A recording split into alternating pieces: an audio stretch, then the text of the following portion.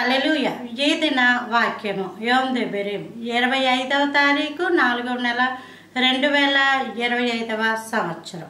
మన దేవుడు ఇస్తున్న చక్కటి మాట అపోస్తలుల కార్యాలు 4వ అధ్యాయము 11వ వచనం. ఇల్లు కట్టువారైన మీరు తృణీకరించిన రాయి ఆయనే, ఆ రాయి మూలకు తలరాయి ఆయను అని దేవుడు మాట్లాడుతున్నాడు.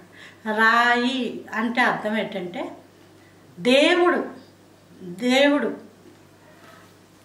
ఒక ఇంటికి పునాది వేస్తున్నప్పుడు ఆ పునాదికి ఈ రాయి తాగదని ఏదో రాయి తీసుకొచ్చి పెట్టినా అది పునాది కాదంట.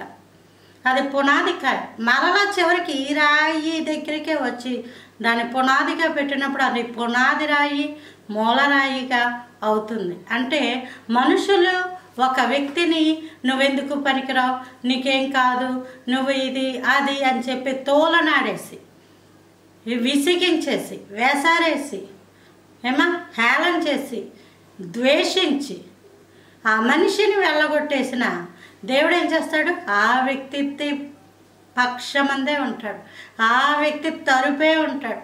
దేవుడు ఆ వ్యక్తిని పట్టుకొని ఆశీర్వదిస్తాడు. ఆ వ్యక్తి ద్వారానే ఏ కార్యమైనా అవుతుంది. అలాగే యేసు ప్రభుల వారు ఆయన రక్షకుడు, ఆయన సృష్టికర్త, ఆయన ప్రభు. ఆయనను తృణీకరించారు ఇశ్రాయేలీల ప్రజలు. కానీ చివరికి యేసు ప్రభువరే రక్షకుడు. ఎవరైనా ఆ నామము దగ్గరికి రావాల్సిందే.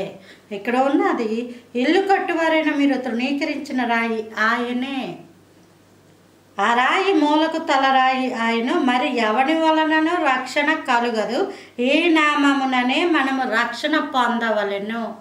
మరి ఎవరి వలన రక్షణ కలగదు, ఈ నామము ద్వారానే రక్షణ పొందుకోవాలి మనం. అది దేవుని కృప. ఎంతకాలమైనా వేస్ట్ అవుతుంది కానీ అదేమి ప్రయోజనకరం కాదు. చివరికి మరలా ఈ నామము దగ్గరికే, యేసు అనే నామము దగ్గరికే ప్రజలందరూ వచ్చి మోకరించవలసిందే. అది దేవుడు ఇచ్చినటువంటి కృప. Praise the Lord. హల్లెలూయా.